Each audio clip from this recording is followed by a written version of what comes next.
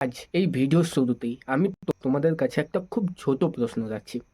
যদি মানুষ কখনো বই ছাপার যন্ত্র আবিষ্কারই না করতো, আজ তুমি কি আমার এই ভিডিওটা দেখতে?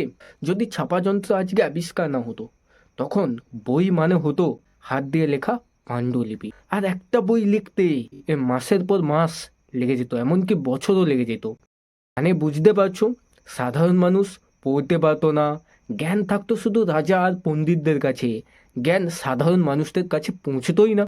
এবং আজকের এই আধুনিক যুগে প্রিন্টিং প্রেসগুলো তৈরি হতো না, স্কুল ঠিকমতো চলতো না, বিজ্ঞান ছড়াতো না, ইতিহাস লিখে রাখা যেত না। একজন মানুষের আবিষ্কার আরেকজন মানুষ জানতেই পারতো না। ফলে সভ্যতা হাঁটতো খুব ধীরে। আর এই যে যন্ত্রটার কথা বলছি, এই যন্ত্রটা আবিষ্কার করেছিলেন আজ থেকে বহু বছর আগে জোহানেস গুটেনবার্গ।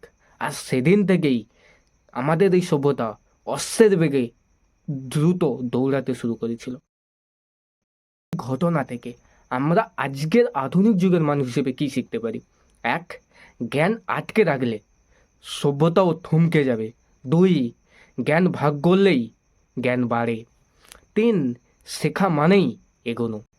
পরিশেষে আমাকে কমেন্টে লিখে জানো, পরিশেষে আমাকে কমেন্টে লিখে জানো তুমি শেষ কবে একটা বই পড়েছো।